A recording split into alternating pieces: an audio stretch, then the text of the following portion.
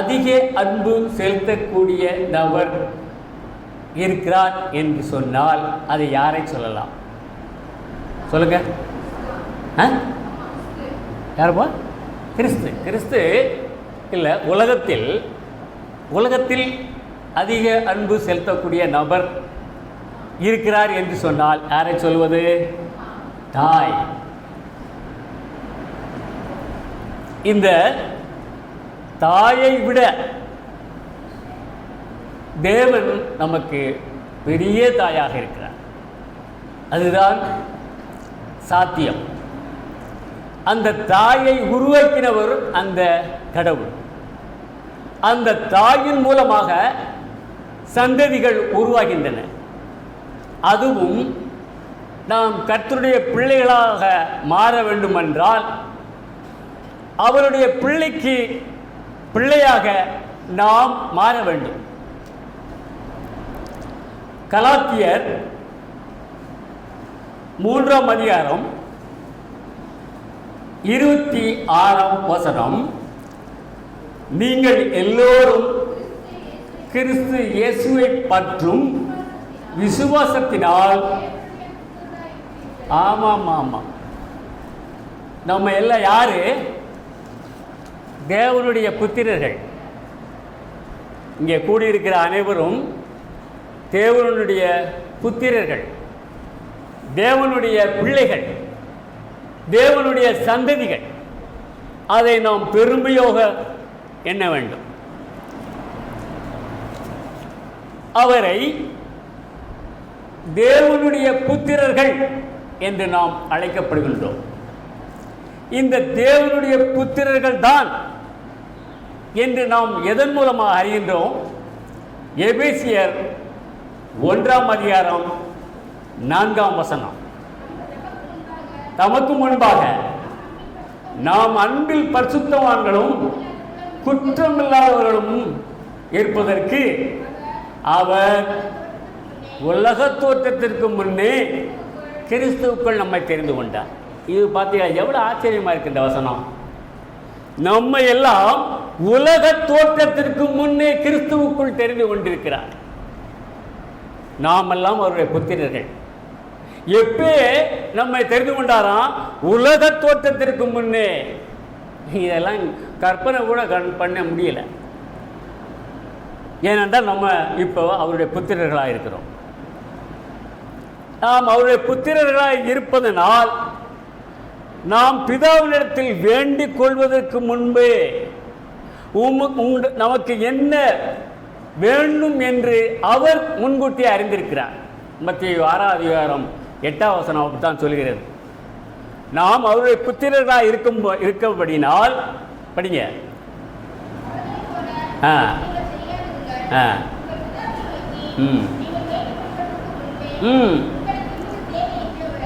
ஆமாம், நாம் வேண்டிக் கொள்வதற்கு முன்பே அவர் உங்களுக்கு என்ன வேண்டும் என்று அவர் முன்கூட்டி அறிந்திருக்கிறார். இது எவ்வளவு ஆச்சரியமான வசனம் பார்த்தீங்களா? இதெல்லாம் யாருக்கு? தேவனுடைய புத்திரர்களுக்கு, தேவனுடைய பிள்ளைகளுக்கு.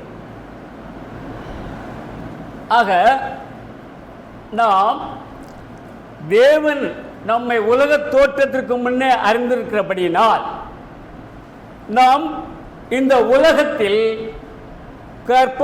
தாயின் கற்பத்தில் பிறக்கும் பொழுது உருவாகுவதற்கு முன்னே நான் உன்னை அறிந்திருக்கிறேன் என்று சொல்கிறார். இதுவும் ஒரு ஆச்சரியமான வசனம்.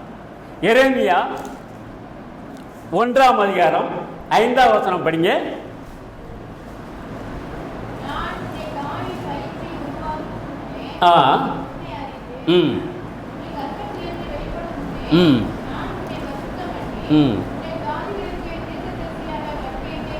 சொல்கிறார். இது எரேமியாவுக்கு மாத்திரம் சொன்னப்பட்டது அல்ல, இது நமக்காகவும் தான். வார்த்தைகளை எல்லாம் கொஞ்சம் சிந்திச்சு கவனிக்கணும். கற்பத்தில் உருவாக்குவதற்கு முன்னே உன்னை அறிந்திருக்கிறார். எவ்வளவு ஆச்சரியமான அவசரம் பார்த்தீங்களா? இந்த கற்பத்தில் இருந்து வெளிப்படுவதற்கு முன்னே உன்னை பரிசுத்தமாக்கியிருக்கிறேன் என்று சொல்லியிருக்கிறார். என்ன ஆச்சரியம் பார்த்தீங்களா? ஏனென்றால் நாம் எல்லாம் கர்த்தருடைய பிள்ளைகள். அதில் ஒன்றும் தயக்கம் வேண்டாம்.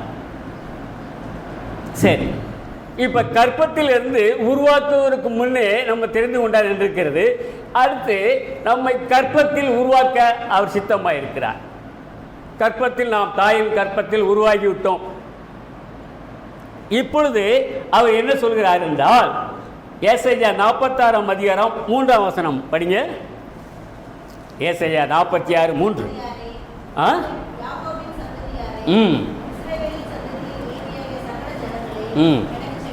சரி, தாயின் வயிற்றில் தோன்றின முதல் உங்களை ஏந்தி தாயின் கற்பத்தில் உற்பத்தியானது முதல் உங்களை தாங்குகிறேன். பார்த்தீங்களா?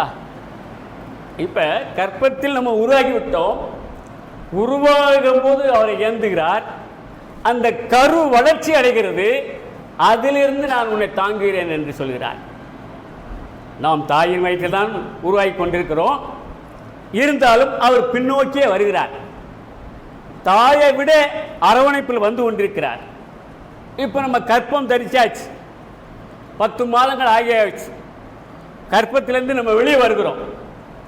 வெளியே வந்த உடனே ஸ்திரியானவள் தன் பாலகனுக்கு இறங்காமல், அந்த வசனம் ஒன்று வருது. ஏசாயா 49:15. ஏசாயா 49:15. ஸ்திரியானவள் தன் கற்பத்தின் பிள்ளைக்கு இறங்காமல் தன் பாலகனை மறப்பாளோ? அவள் மறந்தாலும் நான் உன்னை மறப்பதில்லை. எவ்வளவு பின்னாடியே வராது பார்த்தீங்களா?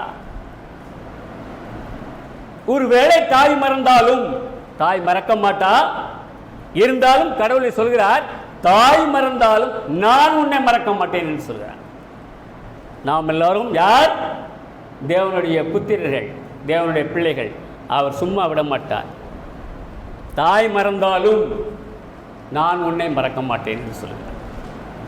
சரி, இப்போ கற்பத்திலேருந்து நம்ம வெளியே வந்தாச்சு. ஒரு 10 வயசு ஆகிப்போச்சு, அதில் ஒரு 15 வயசு ஆகிப்போச்சு. இப்போ அவர் என்ன சொல்கிறாரு? ஏசாயா 66 அதிகாரம் 13ஆம் வசனம் படிங்க. அந்த பாலகனை அவள் தாய் தேற்றுவது போல நான் உங்களை தேற்றுவேன். பிறந்தாச்சு, வளர்ந்தாச்சு. இப்போ அவர் என்ன செய்கிறாரு? உன்னை உன் தாய் தேற்றுவது போல நான் உன்னை தேற்றுவேன். நல்லா கவனிக்கணும். ஆண்டவர் நம்மை பிறப்பதற்கு முன்னே அறிந்திருக்கிறார். கற்பத்தில் உருவாக்குகிறார். வளர்ந்த பருவத்தில் சிநேகிக்கிறார். அதோடு மட்டுமல்ல, இப்போ நம்ம ஒரு வாழ வயது வந்துருச்சா, உன்னை நான் முதிர் வயது வரைக்கும் தாங்குவேன், ஏந்துவேன், பராமரிப்பேன் என்று சொல்கிறார்.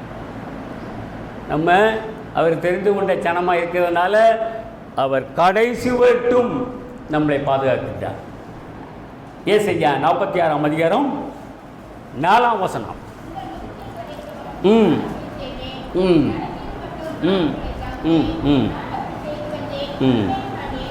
பார்த்தீங்களா? ஆக நம்ம பிறந்த சிசுவிலிருந்து, வளர்ச்சி பருவத்திலிருந்து முதிர் வயது வரைக்கும் உன்னை தாங்குவேன், ஏந்துவேன், பராமரிப்பேன், தப்புவிப்பேன், நரைமுடி வரும் வரைக்கும். எவ்வளவு அற்புதமாக வழி நடத்துகிறார் பார்த்தீங்களா? அப்பேற்பட்ட தெய்வத்தை நாம் மறக்கக்கூடாது. அவர் மறந்தாலும் அவள் மறந்தாலும் நான் உன்னை மறக்க மாட்டேன் என்று சொல்கிறார். நாம் அவருடைய பாதையை விட்டு விலகினாலும் அவர் விடமாட்டார். இது என்னுடைய பாத்திரம், அவனை நான் விடமாட்டேன் என்று அவர் சொல்கிறார். குறிப்பாக இந்த யோனாவினுடைய சரித்திரத்தை பார்த்தோம்னா, அவர் நினிவேக்கு போக சொல்கிறார். இவன் எங்கே போகிறான்? தர்சீசுக்கு போகிறான். கீழ்ப்படியவில்லை. ஆனால் அவன் ஒரு கர்த்தருடைய பாத்திரம். தன் சொந்த பணத்தில் டிக்கெட் எடுத்து கப்பலில் ஏறி பயணமாகி போகிறான். இது ஆண்டவர் பார்த்து கொண்டு தான் இருக்கிறார். அது அவனுடைய பிள்ளை, அவருடைய பிள்ளை திசை மாறி போகிறான், விடமாட்டார். அங்கே டிக்கெட் எடுத்து அவன் கப்பலில் அடித்தளத்தில் நிம்மதியை போய் தொங்குகிறான். கடல் கொந்தளிக்கிறது, காற்று வீசுகிறது, கப்பல் எல்லாம் அலைமோதுகிறது. அங்குள்ள மாலுமிகள், அங்குள்ள பயணிகள் எல்லாரும் பரத வைக்கின்றாங்க. இது ஏன் பயங்கரமாக இருக்கிறது என்று எல்லோரும் ஒரு பயத்தோடு இருக்கிறார்கள். எல்லாரையும் விசாரிக்கின்றார்கள். இவன் அடியில் படுத்து கிடக்கிறான். யோனா, ஏன்பா இங்கே படுத்திருக்க, என்ன ஏது என்று விசாரிக்கும் பொழுது அவன் சொல்லுகிறான், நீ எங்கேருந்து வர, யாரு எவன்னு கேட்கும்போது அவன் சொல்லுகிறான், நான் ஒரு எபிரேயன்.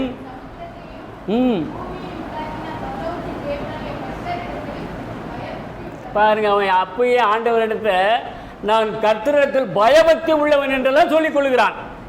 அப்பேற்பட்டவன் ஏன் திசை மாறி போகிறான்? அது மனித இயல்பு. மனிதன் மாறுகிறவன், மனிதன் கீழ்ப்படியாதவன்.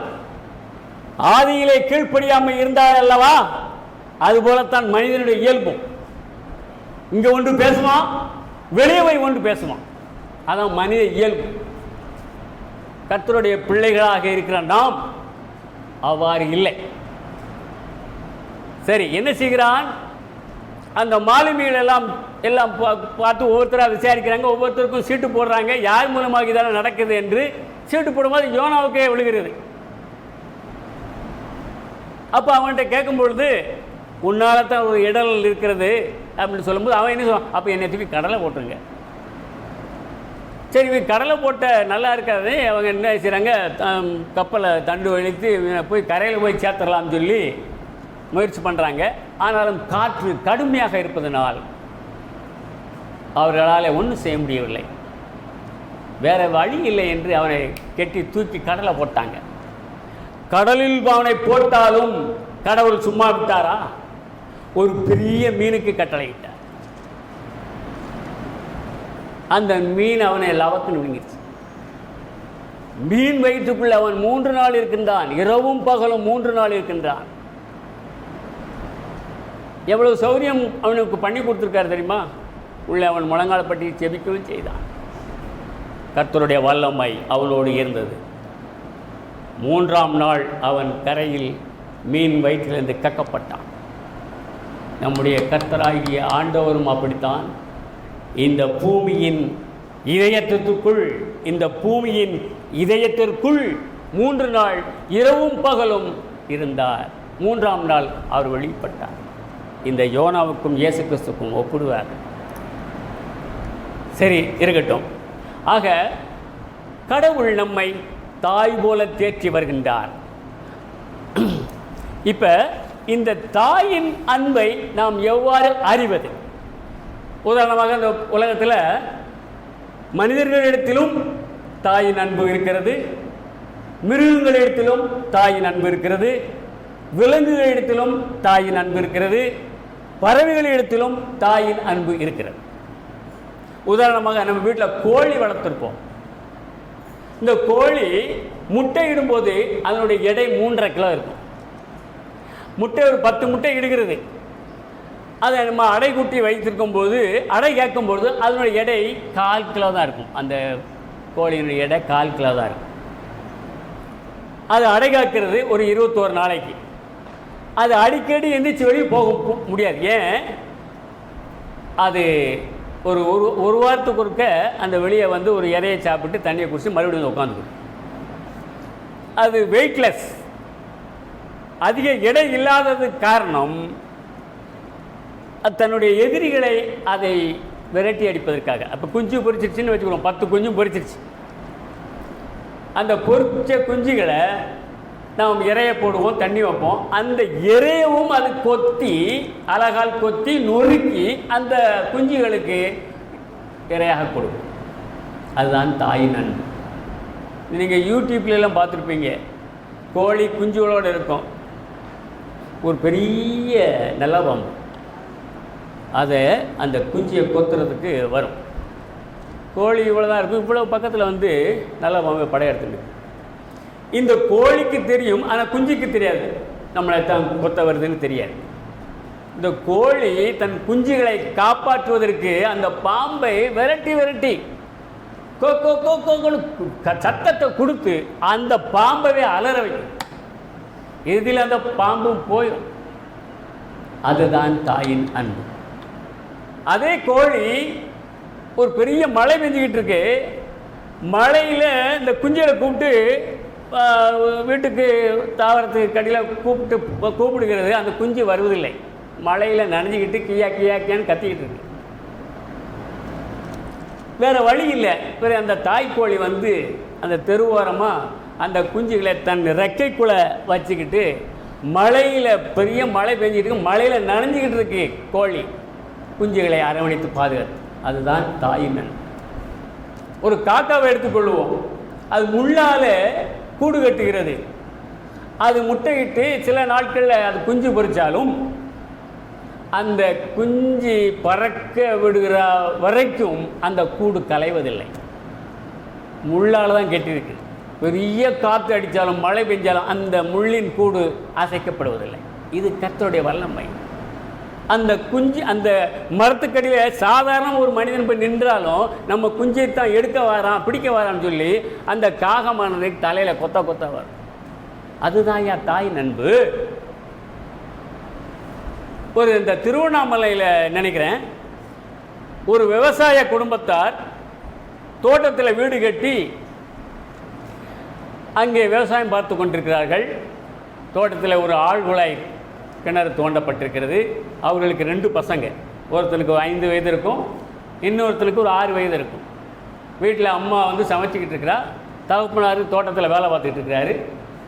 இந்த பசங்க 2 பேரும் விளையாடி கொண்டிருக்கும் பொழுது அந்த இளைய பையன் ஆழ்குழாய்க்குள்ள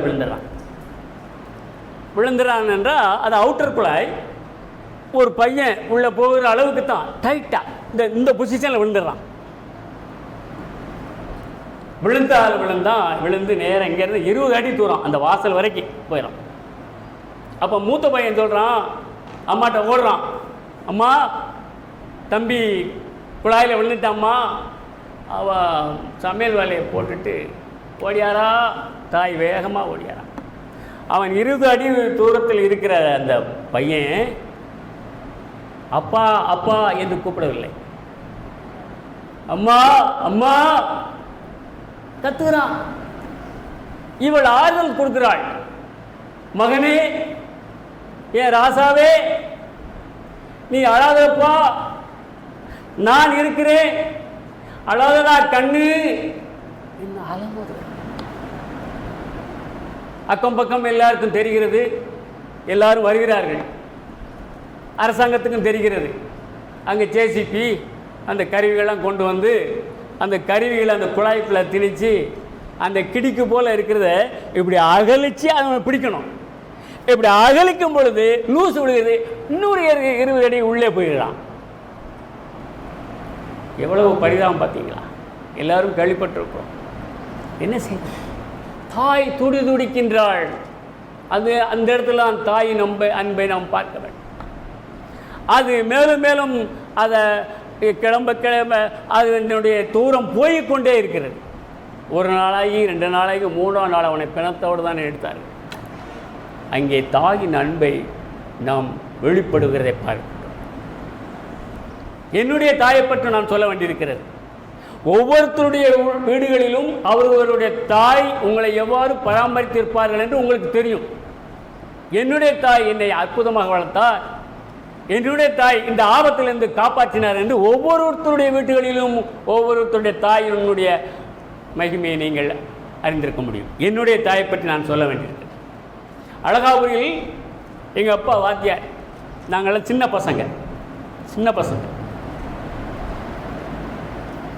தண்ணி எடுக்கிறதும் மண்பானம் தான், சோறு சமைக்கிறதும் மண்பானம் தான், குழம்பு வைக்கிறதும் மண்பானம். அப்போ அந்த மண்பானையிலே சோறு சமைச்சு குழம்பு சட்டி அதுலேயும் குழம்பு வச்சு இரவில் எல்லாருக்கும் எங்கள் அம்மா சோறு பரிமாறி சாப்பிடுவோம். சாப்பிட்டு முடித்த பிறகு குடும்ப ஜெபம் வைப்போம். சாப்பிட்டு முடித்த பிறகு தான் குடும்ப ஜெபம் நடக்கும் பொழுது அதன் பிறகு குடும்ப ஜெபத்தை முடித்துட்டு நாங்கள் வீட்டு பாடங்கள்லாம் படிப்போம். ஒரு அறிக்கையில் எடுத்தான் வீட்டு பாடத்தை படித்து முடித்த உடனே படுத்து தூங்கிடுவோம். அம்மா கடைசி நேரத்தில் சோறு குழம்பு எல்லா பானைகள்லாம் எல்லாம் சரி பண்ணி உட்காந்து முடிச்சுட்டு அம்மா படுத்துருவாங்க. காலையில் முதலாவதாக எங்கள் அம்மா எழுந்திருந்து அது மஞ்சு ஒரு ஓட்டு வீடு, அந்த அடுப்பாங்குறைக்குள்ள போகும்போது பார்த்தா அந்த குழம்பு சட்டி மூடி இருக்கும்போது அந்த சுற்றிலும் கொஞ்சம் இடம் இருக்கும், கேப் இருக்கும். அந்த கேப்புக்குள்ளே பாய்ச்சான் விழுந்து, அந்த வீட்டுக்குள்ளே நுழைஞ்ச உடனே நிறையா பாய்ச்சான் தள்ளி தள்ளின்னு போகும். அந்த இடைவெளியில் போய் இருந்து குழம்பு சட்டியில் ஒரு 2 பாய்ச்சா விழுந்துடும், ஒரு சின்ன பூரம் அது வேற விழுந்துடும். அம்மா குழம்புடியை எடுத்து பார்த்தோம், அங்கே 2 பாய்ச்சான் செத்து கிடக்கும், பூரான் செத்து கிடக்கும். அதை எடுத்து தூரத்துக்கு போட்டு, அப்போ விறகு அடுப்பு தான், அதை விறகு அடுப்பில் சுட வச்சு மறுபடியும் ஒரு சோறை போட்டு எங்கள் அம்மா அந்த குழம்பை ஊற்றி முதலாவதாக யாருக்கும் தெரியாமல் சாப்பிடும். இது விஷமாக இருந்தால் சாப்பிட்டு நம்ம போயிடலாம், பிள்ளைகளுக்கு கொடுக்கக்கூடாது என்ற எண்ணம். ஆனால் அது ஒன்றும் செய்யவில்லை என்று அறிந்து அதற்கு பிறகு எங்களுக்கு காலையில் உணவு பரிமாறும். எங்கள் அப்பாட்ட சொல்லுவாங்க எங்கள் அம்மா, அது என்ன செய்யும், அதெல்லாம் ஒன்றும் செய்யாது, பேசாமல் அப்படின்றவார்.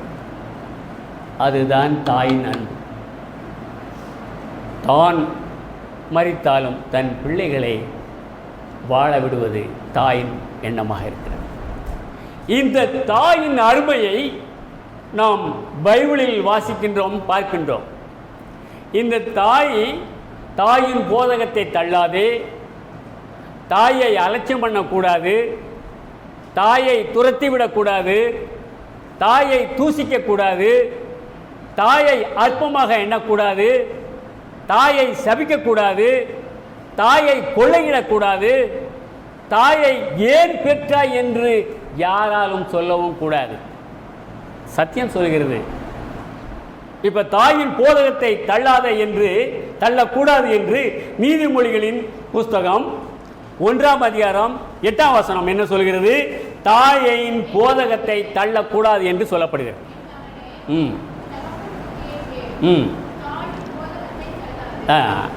பார்த்தீங்களா? சரி, அதே போல தாயை அலட்சியம் பண்ணக்கூடாது என்று சொல்லப்படுகிறது. நீதிமொழிகளின் புஸ்தகம் 15:20. போய் வேகமாக எடுங்க.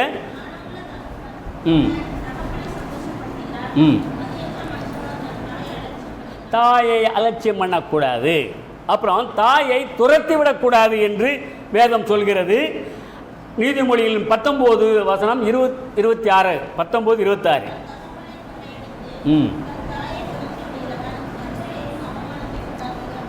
ரைட். அப்போ தாயை துரத்தி விடக்கூடாது, தாயை தூசிக்கக்கூடாது என்று வேதம் சொல்கிறது. நீதிமொழிகளின் புஸ்தகம் 20ஆம் அதிகாரம் 20ஆம் வசனம்.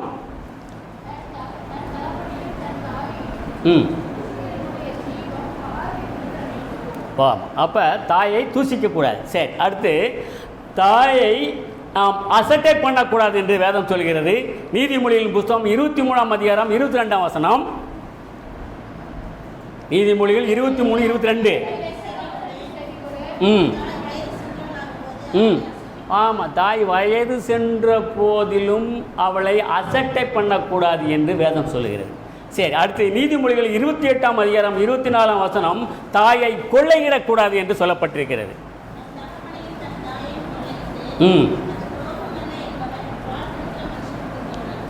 ஆக இங்கே தாயை கொள்ளையிடக்கூடாது என்று சொல்லப்பட்டிருக்கு. அடுத்து நீதிமொழிகளின் புஸ்தகம் 30ஆம் அதிகாரம் 11ஆம் வசனத்தில் அது சொல்லப்படுகிறது, தாயை சபிக்கக்கூடாது என்று.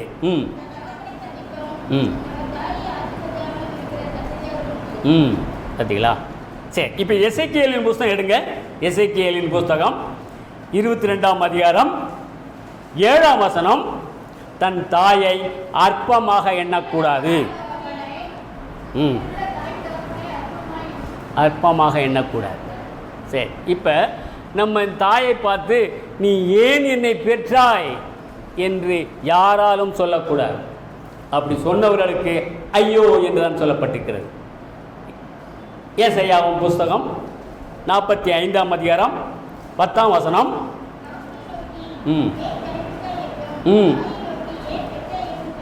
ஐயோ, பார்த்தீங்களா? ஏன் பெற்ற என்னை ஏன் பெத்தனை சில பேருக்கு சொல்கிறாங்க. அவ்வாறு செய்யக்கூடாது, சொல்லக்கூடாது என்று சத்தியம் சொல்லுகிறார். ஆகவே சிறுவர்களாகிய நீங்கள், சிறுமிகளாக இருக்கிற நீங்கள் உங்களுடைய தாயை நேசிக்க வேண்டும்.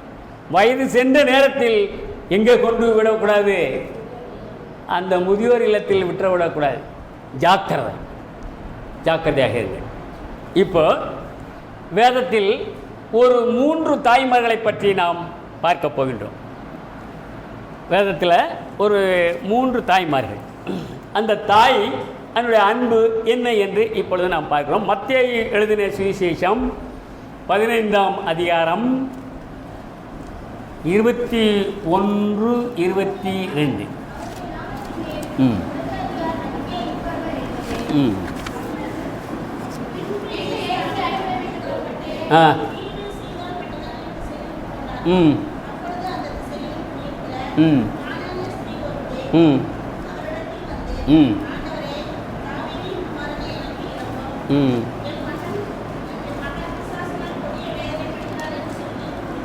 போதும். இப்போ இங்கே ஒரு புரஜாதி பெண், கானானிய ஸ்திரீ, தன் மகள் பிசாசு பிடித்து கொடிய வேதனைப்படுகின்றாள் என்று சொல்லப்பட்டிருக்கிறது. இதற்கு முன்னாடி இயேசு கிறிஸ்து பல அற்புதங்களும் அதிசயங்களும் உலகத்தில் செய்து கொண்டிருக்கும் பொழுது இந்த வேதபாரர்கள், பரிசேயர்கள் எல்லாம் அவரிடத்தில் வர்றாங்க. இந்த வேதபாரர்கள், பரிசேயர்கள் எல்லாம் ஆண்டவரை நோக்கி குற்றம் சுமத்துவதற்காகவே வருகிறார். அங்கே வந்து ஆண்டவர்கிட்ட சொல்கிறாங்க, ஐயா, உம்முடைய சீசர்கள் எல்லாம் கை கழுவாமல் பாரம்பரியத்தை மீறி கை கழுவாமல் சாப்பிடுகிறாங்க, இது நல்லதா என்று ஒரு புகார் கொடுக்குறாங்க. இப்போ ஆண்டவர் சொல்கிறார் அதுக்கு பதில், நீங்களும் என்ன உங்கள் பாரம்பரியத்தில் தேவனுடைய கற்பனைகளை மீறுகிறீர்களே, உங்களுடைய தகப்பனையும் தாயையும் நீங்கள் சிநேகிக்கிறீங்களா? உங்களுடைய தகப்பனையாவும் தாயையாவதையும் நீங்கள் கனப்படுத்தினீங்களா? அவ்வாறு நீங்கள் இந்த தேவனுடைய பிரமாணத்தை மீறினால் தேவன் உங்களை கல்லெறிந்து கொல்ல வேண்டும் என்றெல்லாம் சொல்லியிருக்கிறதே, நீங்கள் ஏன் உங்களுடைய தகப்பனையும் தாயையும் நீங்கள் கனம் பண்ணவில்லை என்று சொல்லுகிறார். அதன் பிறகு சீசர்கள் மத்தியிலும் ஜனங்களையெல்லாம் கூடி வரச் செய்து அந்த ஜனங்கள் மத்தியில் சொல்லுகிறார். மத்தேயு 15ஆம் அதிகாரம் 11ஆம் வசனம், வாய்க்குள்ளே போகிறது மனுஷனை தீட்டுப்படுத்தாது, வாயிலிருந்து புறப்படுகிறதே மனுஷனை தீட்டுப்படும். இவங்க சொன்னாங்க இல்லையா, உங்கள் சீசர்களெல்லாம் கை கழுவாமல் சாப்பிட்றாங்க, கை கழுவாமல் சாப்பிடக்கூடாது என்று சொன்னதற்கு பதில், வாய்க்குள்ளே போகிறது மனுஷனை தீட்டுப்படுத்தாது, வாயிலிருந்து புறப்படுகிறதே மனுஷனை தீட்டுப்படுத்தும் என்று. அதே இது 17ஆம் வசனம்.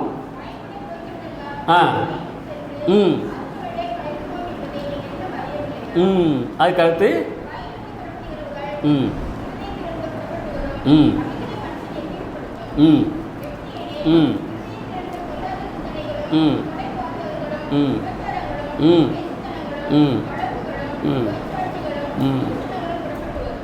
இவைகளே தீட்டுப்படுத்தும், கை கழுவாமல் சாப்பிடுகிறது மனுஷனை தீட்டுப்படுத்தாது என்றார்.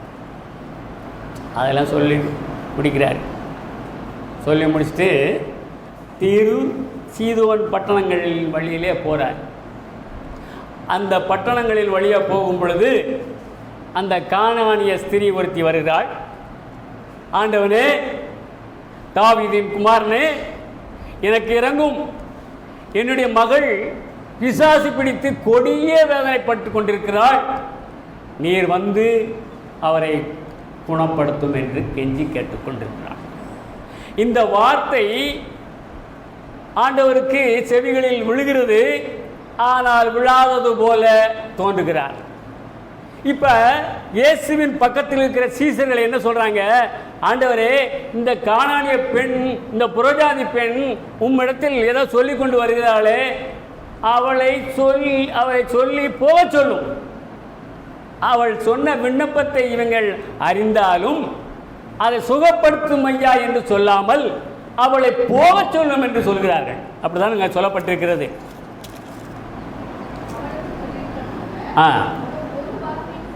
சொல்லவில்லை.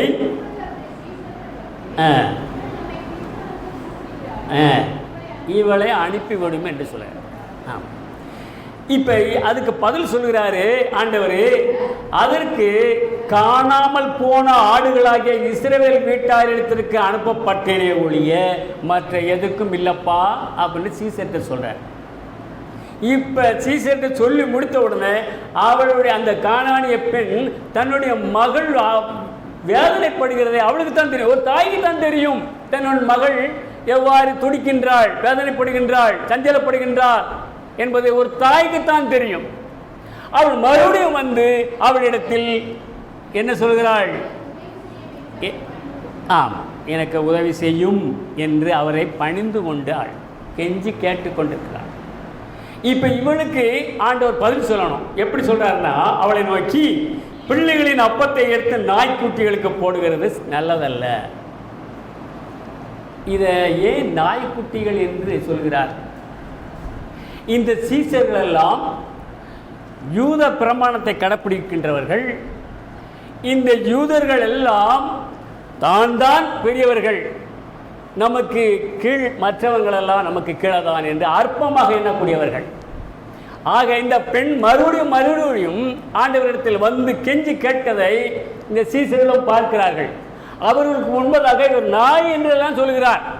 இந்த நாய் என்று சொல்லியும் இந்த பெண் நம்மை பின்தொடர்ந்து வருகிறாளே என்று சீசர்களும் உணரத்தக்க அவர் அந்த மாதிரி சொல்கிறார். இப்ப ஆண்டவருக்கு அவருடைய நெஞ்சில், இருதயத்தில் பதியும்படியாக அவள் ஒரு பதில் சொல்கிறாள். என்ன சொல்கிறாள்?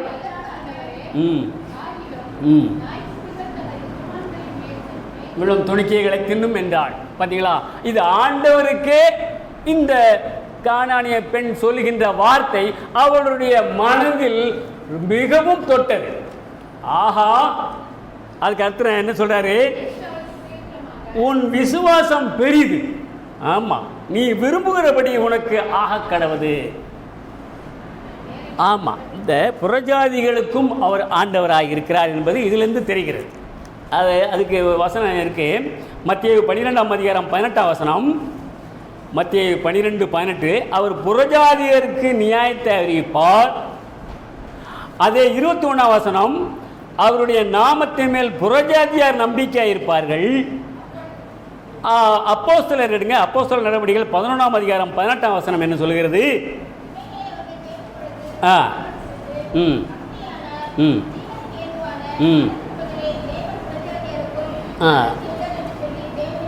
ஆமாம், இந்த புறஜாதியாருக்கும் அவர் ஆண்டவராக இருக்கிறபடியினால் அந்த கானானிய பெண் சொன்ன அந்த ரிக்வெஸ்ட், என் மகளுக்கு இறங்கும், என் மகள் கொடிய வேதனைப்படுகிறாள், பேய் பிசாசு பிடித்து அலக்களிக்கப்படுகிறாள் என்று சொல்லி வேண்டுகிறாள்.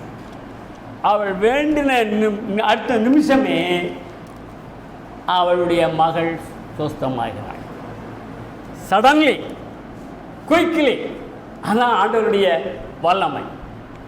சொன்னதுதான். அவர் சொன்ன அந்த மாத்திரத்தில் அவளுடைய மகள் அவள் வீட்டில் கட்டில் மேலே உட்கார்ந்து சுகமாக வாழ்ந்திருக்கிறாள்.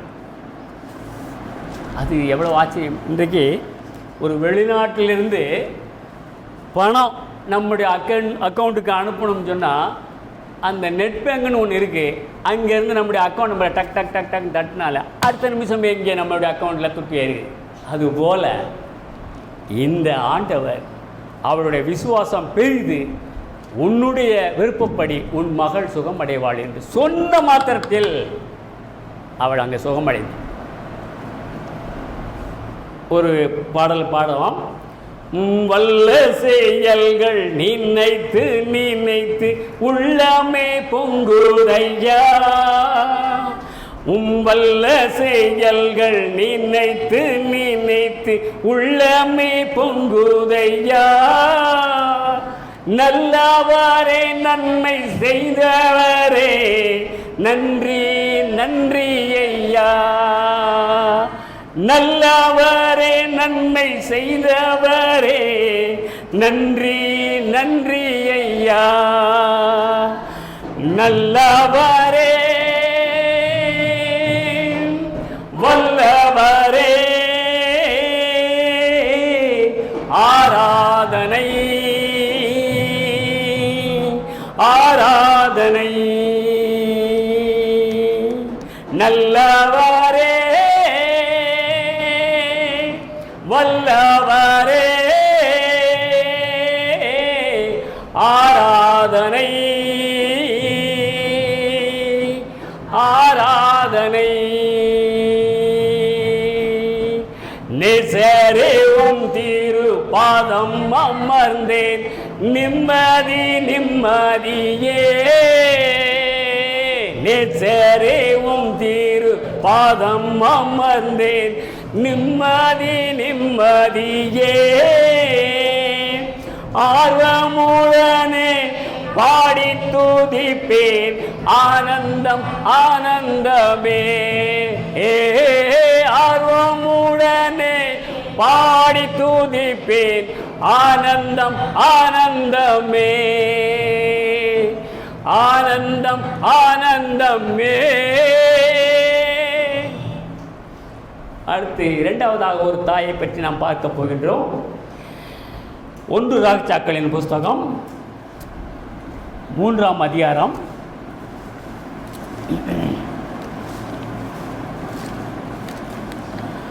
26ஆம் வசனம் படிங்க.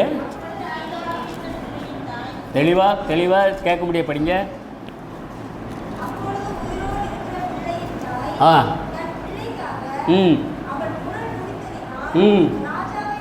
ராஜாவை நோக்கி, ஐயோ என் ஆண்டவனே, உயிரோடு இருக்கிற பிள்ளையை கொல்ல வேண்டாம்.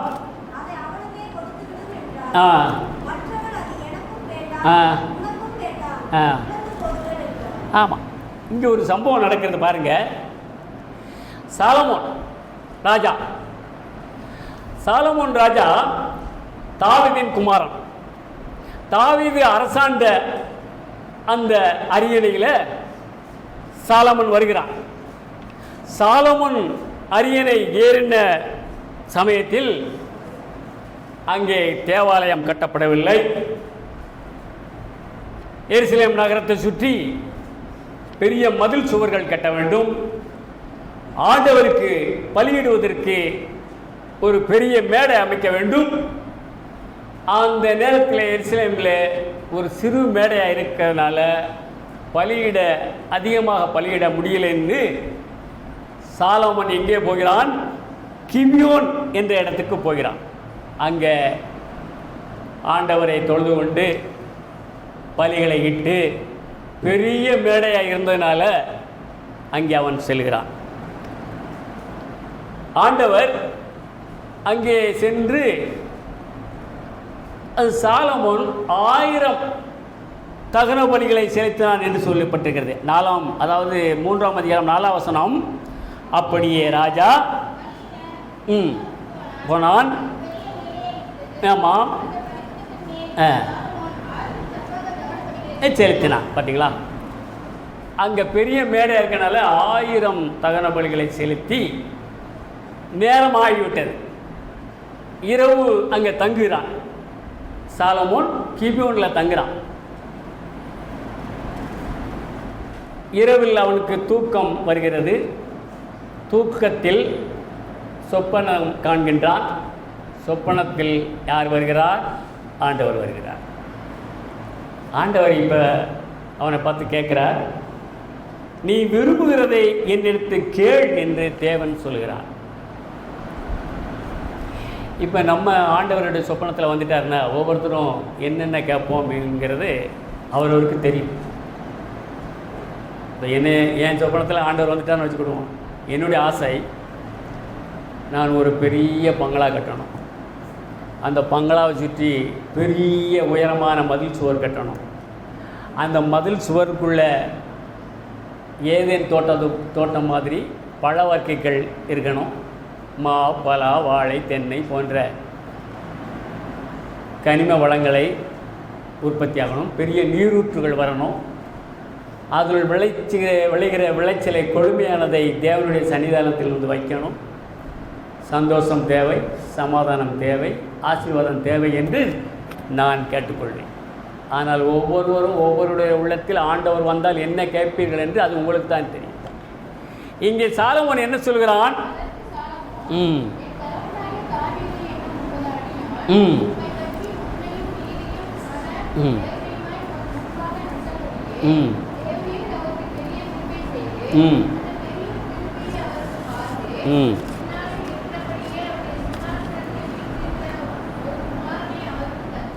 போதும். அப்போ தாவீதின் சிங்காசனத்தில் தாவீது எப்படி கடவுளுக்கு கீழ்ப்படிந்து பயந்து உண்மையும் உத்தமமாய் நடந்தானோ அந்த அரியணையில் அவருடைய பிள்ளையாகிய சாலமோன் ஆகிய நான் அந்த அரியணையில் வீற்றிருக்கிறேன். ஆகவே இந்த எருசலேம் நகரத்தில் உள்ள மக்கள் எண்ணுக்கடங்காதவர்களாக இருக்கிறார்கள். இவர்களை நன்மை தீமை அறியத்தக்க நான் அவர்களுக்கு நியாயம் விசாரிக்கணும் என்று சொல்லி எனக்கு நிறைய ஞானத்தை தாரும் என்று ஆண்டவரிடத்தில் கேட்கின்றான் சாலமோன். ஞானத்தை தாரும் என்று கேட்கின்றான். ஆனால் அவன் சொன்ன அந்த விண்ணப்பத்தை கடவுள், சாலமோன் இந்த காரியத்தை கேட்டது ஆண்டவருடைய பார்வைக்கு உகந்த விண்ணப்பமாக இருந்தது. சாலமோன் அந்த ஞானத்தை தாரும் என்ற விண்ணப்பத்தை கடவுள் கேட்டவுடனே, ஏ அப்பா, நல்ல விண்ணப்பம் எனக்கு சொல்லியிருக்கியாப்பா, உன்னை நான் பாராட்டுகிறேன். நீ எனக்கு பெரிய ஐஸ்வர்யத்தை தாரும், எனக்கு நீண்ட ஆயுளை தாரும், எனக்கு விரோதமாக வருகிறவர்களெல்லாம் கொன்னுடும் ஐயா என்றெல்லாம் கேட்பேன் என்று நினைத்தேன். ஆனால் நீ ஞானத்தை மாட்டும் எனக்கு தாரும் என்று சொன்னேயே, உன்னை நான் பாராட்டுகிறேன், வெரி குட் என்று சொல்கிறான். அப்படி இருந்தும் அவன் கேட்ட ஞானத்தையும் கொடுக்கிறார், அவன் கேளாததையும் கொடுக்கிறார். கேளாதது என்ன? ஐஸ்வர்யத்தை தருகிறேன், நீண்ட ஆயுளை தருகிறேன், உனக்கு உன்னுடைய வாழ்நாளில் உனக்கு சரி சமமாக எவனும் வரமாட்டான் என்றெல்லாம் வாக்கு கொடுத்து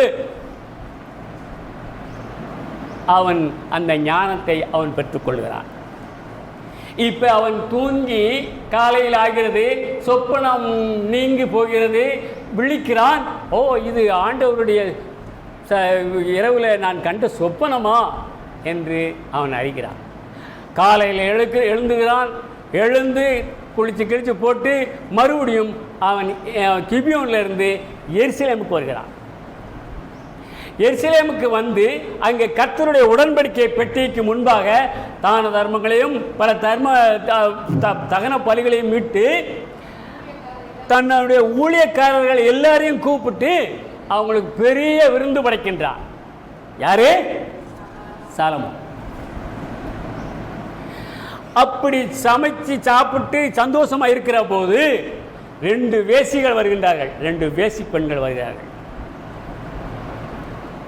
அந்த வேசி பெண்கள் சாலமோனிடத்தில் ஒரு பெரிய ஒரு விண்ணப்பத்தை கொண்டு வந்து சேர்க்கிறார்கள். ஒரு பிரச்சனை. அவள் இவள், இவள் அவள் என்றுதான் சொல்லப்பட்டிருக்கிறது. இப்போ நாம் அவர்களுக்கு பேர் சுற்றலாம்னு நினைக்கிறேன். ஆண்டவரிடத்தில் 2 வேசிகள் வருகிறார்கள். அவள் ஒருத்தி பெயர் கனகா என்று வைத்துக் கொள்வோம், இன்னொருத்தி பெயர் மேனகா என்று வைத்துக் கொள்வோம். இந்த கனகா அந்த சாலமோனிடத்தில் சொல்கிறாள், என் ஆண்டவனே, நான் வீட்டில் இருக்கோம், நான் இவளோட வீட்டில் இருக்கையில் ஒரு ஆண் பிள்ளை பெற்றேன் என்று கனகா சொல்கிறான். அதுக்கப்புறம் ஒரு 3 நாள் கழித்து அவளுடைய தோழியாகிய மேனகா ஒரு ஆண் குழந்தை பெறுகிறாள்.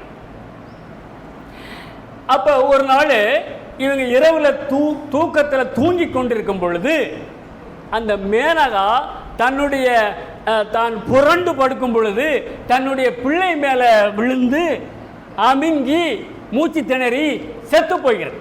யாருடைய குழந்தை? மேனகாவுடைய குழந்தை. இப்ப இரவோட இரவா அவள் என்ன செய்யறா? தன்னோட செத்த குழந்தையை தூக்கி கனகாவிடத்தில் போட்டு, கனகாவிடத்தில் இருந்த அந்த உயிருள்ள குழந்தையை தூக்கி அவள் தன்னிடத்தில் வைத்துக் கொடுக்கிறாள். இரவு பொழுது நீங்கி விடுகிறது.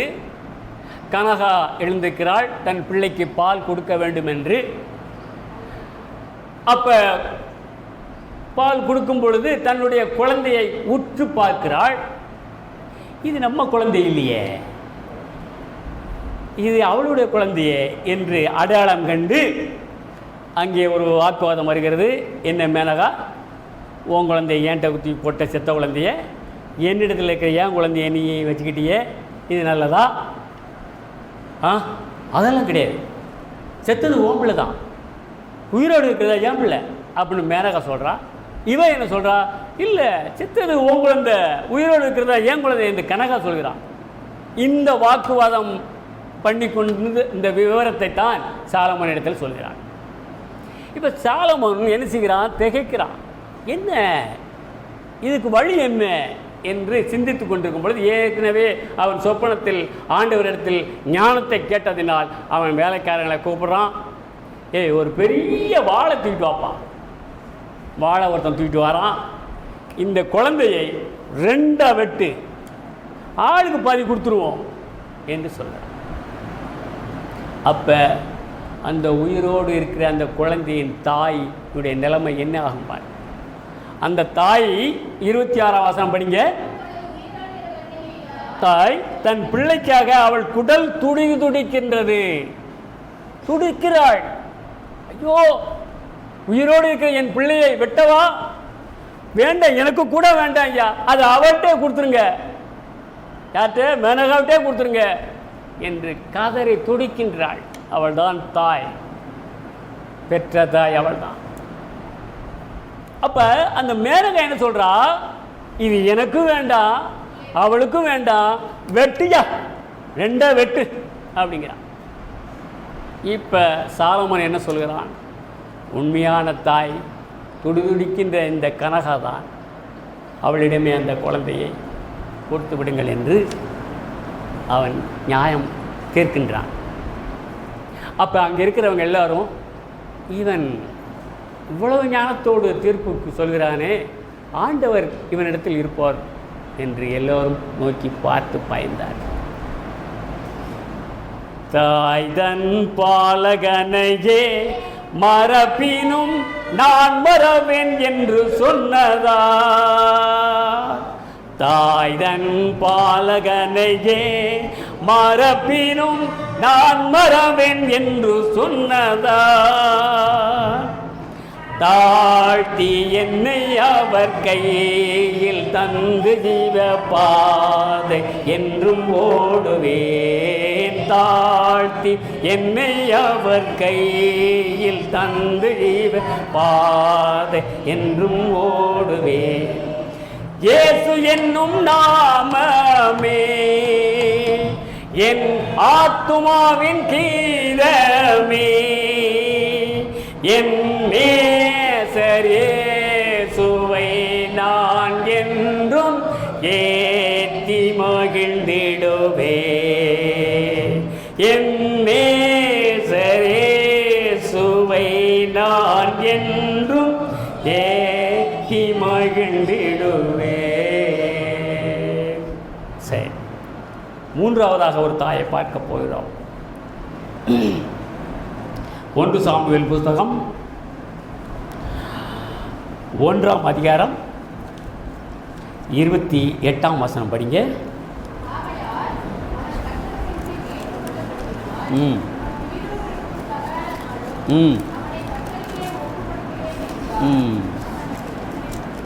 சரி, இங்கே ஒரு சம்பவம் நடக்கின்றது. ஒரு தாய், அதாவது அன்னாள் என்ற தாய், தனக்கு பிறந்த குழந்தையை தேவனிடத்திற்கே ஒப்பு கொடுக்கின்றாள். அதற்கு முன்பதாக அவள் ஒப்பு கொடுப்பதற்கு காரணத்தை நாம் இப்பொழுது பார்க்க இருக்கிறோம். எப்ராஹிம் மலை தேசத்தில் ராமா தாயும் என்ற ஒரு ஊரில் எல்கானா என்ற ஒருவன் வாழ்ந்து வந்தான். எல்கானா என்ற ஒரு மனுஷன் வாழ்ந்து வந்தான். அவனுக்கு மனைவிகள் 2. ஒருத்தி பேர் அன்னாள், இன்னொருத்தி பேர் பெணின்னாள். 2 மனைவிக்காரன். 2 மனைவிக்காரருடைய வீடுகளில் எவ்வாறு அந்த புருஷன் சமாளிக்கிறான் என்பதை நாம் எல்லோரும் கண்கூடாக பார்த்தவர்கள். இந்த பெண்ணினாளுக்கு 10 பிள்ளைகள் இருக்கிறது. அன்னாளுக்கோ குழந்தை இல்லை. அவளுடைய கற்பத்தை அடைத்து வைத்திருக்கிறார். இவள் இந்த அன்னாள் குழந்தை இல்லாததினால அவள் சக்களத்தியாகிய பெண்ணினாள் அவளை இளக்காரம் பண்ணுகிறாள். அவளை ஒரு மனக்குறைவோடு பேசுகிறாள். ஆனால் இந்த குடும்ப சகிதம் வருஷா வருஷம் சாமியை கும்பிடுவதற்காக சீலோம் என்ற இடத்துக்கு போகிறார்கள். குடும்ப சகிதமாக வருஷா வருஷம் போய் வருவார்கள். இந்த இங்கே ஆட்சிக்காரங்க அந்தோணியார் கோயிலுக்கு வருஷம் வருஷம் போய் வருவாங்க. அது மாதிரி சீலோம் என்ற இடத்துக்கு போய் கடவுளை துதித்து அங்கே பல பலிகளை இட்டு புசித்து குடித்து சாப்பிட்டு அது பிறகு ராமா என்ற தன்னுடைய கிராமத்துக்கு வருவது வழக்கம். இப்படித்தான் ஒரு முறை அங்கே அந்த சீலோம் என்ற இடத்துக்கு குடும்பத்தோடு போகிறான் எல்கானா. மனைவிகள் 2 பேரும் அவருடைய பிள்ளைகள் 10 பேரும் அங்கே போகின்றார்கள். அங்கே சமைத்து சாப்பிட்டு பலியிட்டு அந்த பிள்ளைகளுக்கெல்லாம் பங்கு கொடுப்பான் எல்கானா. பெண்ணினாளுக்கு கொடுப்பாள், பிள்ளைகளுக்கு கொடுப்பான். அதைவிட இவன் அன்னாளை நேசித்ததினால இவளுக்கு சரி பங்கு கொடுப்பான். ஆனால் அன்னாள் தன்னுடைய சக்களத்தி சொன்ன வார்த்தையை மனதில் வைத்து கொண்டு சாப்பிடாமல் அழுகிறாள், துக்கப்படுகிறாள், வேதனைப்படுகின்றாள். இவர்களெல்லாம் சாப்பிட்டு அங்கே இளைப்பாரி கொண்டிருக்கிற வேளையில் அன்னாள் மாத்திரம் தனியே எழுந்து அங்கே உள்ள ஆலயத்துக்கு செல்கிறாள். ஆலயத்தின் வாசல் அருகே ஏலி என்ற ஆசாரியன் ஒருவன் அங்கே ஒரு சேர் போட்டு உட்கார்ந்துக்கிறான். இவள் அன்னாள் தனக்கு பிள்ளை இல்லை என்ற நிலைமையை மனதில் கொண்டு தன்னுடைய சக்கரத்தினை தாறுமாறாக எண்ணுகிறாளே என்று மிகுந்த பாரத்தோடு கர்த்தருடைய ஆலயத்துக்கு சென்று வழிபடுகின்றான். அங்கே ஆண்டவரோடு பேசுகின்றான். பேசி ஒரு பொருத்தனையும் செய்கின்றாள். அந்த பொருத்தனை என்னென்றால், சேனைகளின் கர்த்தாவே, தேவரீர் உம்முடைய அடியாளின் சிறுமையை கண்ணோக்கி பார்த்து உம்முடைய அடியாளை மறவாமல் நினைத்தருளி உமது அடியாளுக்கு ஒரு ஆண் பிள்ளையை கொடுத்தால் அவன் உயிரோடு இருக்கும் சகல நாளும் நான் அவனை கர்த்தருக்கு ஒப்பு கொடுப்பேன். அவன் தலையின் மேல் சவர கத்தி என்று படுவதில்லை. அப்படியே குழந்தை பிறந்து அவளுடைய தலையில் உடைய கத்தி கூட படாமல் அப்படியே உங்களிடத்தில் நான் ஒப்படைக்கின்றேன். எல்லாரும் எனக்கு குழந்தை பாக்கியம் இல்லை என்று கடவுளிடத்தில் ஏதோ ஒரு பிள்ளை கொடுங்கன்னு தான் கேட்பாங்க. ஆனால் இங்கே அவள் ஜெபித்த ஜெபத்தில் பொருத்தனையில் ஒரு ஆண் பிள்ளை வேண்டும் என்று கேட்கின்றார். அந்த பொருத்தனை செய்து ஆண்டவரிடத்தில் மன்றாடி ஜெபிக்கின்றார். தன்னுடைய இருதயத்தில் இருப்பதையெல்லாம் ஊற்றுகின்றாள். ஒரு பொருள் ஒன்று வேண்டுமென்றால் நாம் எவ்வாறு அதை துடிதுடித்து பெற்றுக்கொள்கின்றோமோ, 100க்கு 100 மார்க் வேண்டும் என்று பள்ளி பிள்ளைகள் எவ்வளவு பிரயாசப்பட்டு படிக்கின்றார்களோ அதுபோல இந்த அண்டாள் கர்த்தரிடத்தில் அவருடைய சன்னிதானத்தில் நின்று தன்னுடைய மனதை ஊற்றுகின்றாள். வெறிக்க வெறிக்க பேசுகின்றாள். இந்த ஏலி என்ற ஆசாரியன் அவளை பார்க்கிறான். பார்த்து, என்ன இவ இவ்வளவு தூரம் வெறித்து போய் பேசிக்கிட்டு இருக்கிறாளே, இவ குடிச்சிருப்பாளோ என்று சொல்லுகிறான். அவள் வாய் மாத்திரம் அசைகிறது, உள்ளத்தில் பேசுகின்றாள். கண் வெறித்து பார்த்து கொண்டிருக்கிறாள். காண்டு அப்படி வெளிச்சுக்கிட்டு, ஆண்டவரே எனக்கு இறங்கும் ஐயா, என் வேண்டுதலை கேளும் ஐயா, அப்படி வெறிக்க வெறிக்க. ஏலி அதை பார்த்து, இவள் குடித்திருக்கிறாள், இவள் வெறித்திருக்கிறாள் என்று குடியை விட்டு போமாங்கிட்டு அப்படின்னு சொல்கிற அளவுக்கு இருக்கு.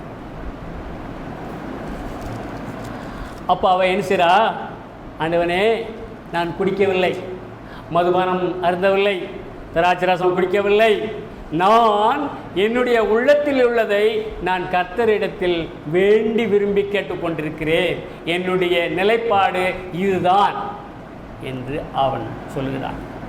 அப்போ இதை ஏலி என்ற ஆசாரியன் அதை என்ன செய்கிறான், அதை ஏற்றுக்கொண்டு, கர்த்தர் உனக்கு நீ இஸ்ரவேல் தேவனிடத்தில் நீ கேட்ட உன் விண்ணப்பத்தின்படி அவர் உனக்கு கட்டளையிடுவாராக. அப்போ அந்த வார்த்தை சொன்ன உடனே அவளுக்கு ரொம்ப சந்தோஷமாயிருந்தது. கர்த்தருடைய சன்னிதானத்திலிருந்து எழுந்து அவனுடைய புருஷனிடத்தில் போகிறாள். அங்கே அவன் துக்கத்தை எல்லாம் மறந்து உணவு அருந்துகிறான். திரும்ப அவன் அந்த சீலோவிலிருந்து தன் குடும்பத்தோடு தன் ஊருக்கு வருகிறார்கள். ராமாதேயம் என்ற ஊருக்கு வருகிறார்கள்.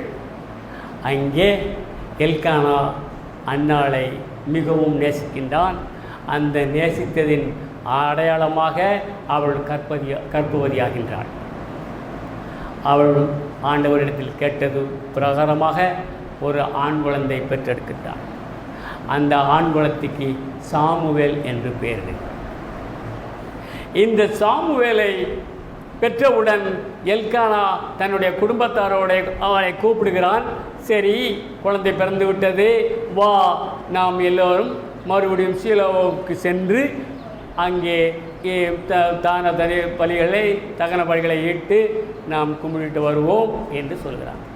அப்போ அன்னாள் என்ன சொல்கிறாள், நான் வரமாட்டேன், பிள்ளை இன்னும் சிறு பிள்ளையாக இருக்கிறது, பால் குடி இன்னும் மறக்கவில்லை, ஆகையினால பிள்ளை பால் குடி மறந்த உடனே நாம் அங்கே கர்த்தருடைய ஆலயத்தில் கர்த்தருக்கென்று அவனை ஒப்பு கொடுக்கின்றேன் என்று சொல்கிறார். இப்போ பிள்ளை பால் குடியை மறந்து விட்டது. அப்போ எல்கானா தன்னோட குடும்ப சையத்தோடு இங்கே சீலோமுக்கு கர்த்தருடைய ஆலயத்துக்கு பலியிடுவதற்காக போகிறார்கள். 3 காளைகள், ஒரு துருத்தியில் திராட்சை ரசம், ஒரு கலசம் மாவு, இதெல்லாம் எடுத்துக்கொண்டு போகிறார்கள். அங்கே ஒரு காளையை மாத்திரம் பலியிட்டு ஆண்டவரை தொழுது கொண்டு பலியிட்டு மறுபடியுமாக அந்த தேவாலயத்துக்கு செல்லுகின்றார்கள். தேவாலயத்திலே ஏலி உட்கார்ந்து கொண்டிருக்கிறான். இப்போ அன்னாள் அந்த ஏலி இடத்தை சொல்கிறாள், ஐயா, ஒரு வருஷத்துக்கு முன்னாடி நான் இங்கே வந்து ஆண்டவரிடத்தில் ஜெபித்தேன், ஒரு குழந்தை வேண்டும் என்று நான் கேட்டுக்கொண்டேன். அதன் பிரகாரமாக எனக்கு ஒரு குழந்தை கிடைத்தது, அதை கர்த்தருக்கென்றே ஒப்பு கொடுக்கிறேன் என்று வாக்கு கொடுத்திருந்தேன். ஆகையினாலே உமக்கு அடையாளம் தெரிகிறதா என்று ஏலியிடம் கேட்க அவரும் ஆமாம் என்று சொல்லி அந்த குழந்தையை ஏலியிடத்தில் ஒப்படைக்கின்றாள். அதே அந்த 28ஆம் வசனம் சொல்லப்படுகிறது.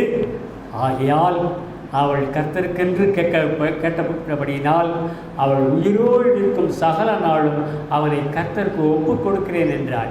அவன் அங்கே கர்த்தரை பணிந்து கொண்டான். கர்த்தரிடத்திற்கென்றே ஒப்பு கொடுத்துட்டான்.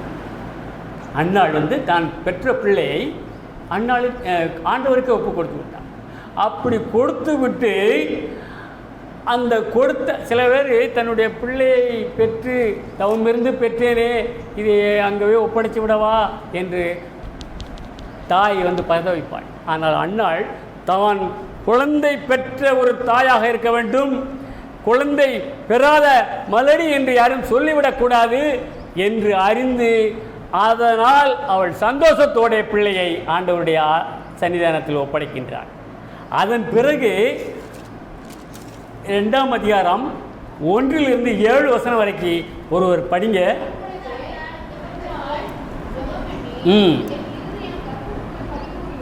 ஆமாம்.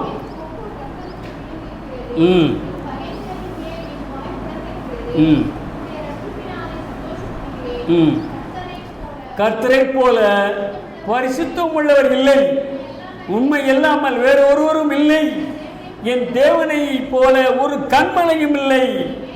இனி மேட்டுமையான பேச்சை பேசாதீர்கள், அகந்தையான பேச்சை உங்கள் வாயிலிருந்து புறப்பட வேண்டாம். கர்த்தர் ஞானம் உள்ள தேவன், அவர் செய்கைகள் யதார்த்தமானவோ. பலவான்களின் வில் முறிந்தது, தள்ளாடினவர்களோ பலத்தினால் இடைக்கட்டினார்கள். திருப்தியாக இருந்தவர்கள் அப்பத்துக்காக கூலி வேலை செய்கிறார்கள், பசியாக இருந்தவர்களோ இனி பசியாகிறார்கள். மலடியாக இருந்தவள் 7 பெற்றாள், அநேக பிள்ளைகளை பெற்றவளோ பலட்சியப்பட்டாள். கர்த்தர் கொல்லுகிறவரும் உயிர்ப்பிக்கிறவருமாய் இருக்கிறார். அவரே பாதாளத்தின் இறங்கவும் அதிலிருந்து ஏறவும் பண்ணுகிறார். கர்த்தர் தரித்திரம் அடைய செய்கிறவரும் ஐஸ்வர்யம் அடைய பண்ணுகிறவருமாய் இருக்கிறார். அவர் தாழ்த்துகிறவரும் உயர்த்துகிறவருமாய் இருக்கிறார். அந்த குழந்தையை ஒப்படைத்த உடனே அவளுடைய சந்தோஷ மிகுதியினால் இவ்வளவு வார்த்தைகளை கடவுளிடத்தில் அவள் ஒப்படைத்து பேசுகின்றார். எவ்வளவு பிள்ளை இல்லாத சந்ததிகள் என்று சொல்ல முடியாது. பிள்ளை பேறு கொடுக்கிறவர் கடவுள்தான். கற்பத்தின் கதவுகளை திறக்கிறவரும் அவர்தான். கர்த்தரிடத்தில் ஒப்புரவாகு. கர்த்தரிடத்தில் நீ அன்னாளை போல பரிசுத்த உள்ளத்தோடு உண்மையும் ஊத்தமுமாய் கடவுளுடைய சன்னிதானத்தில் நீ முழங்கால் படியிட்டு கண்ணீரோடு தாக்கத்தோடு ஜெபித்தால் நிச்சயம் நீ பிள்ளை பேறு அடைவாய்.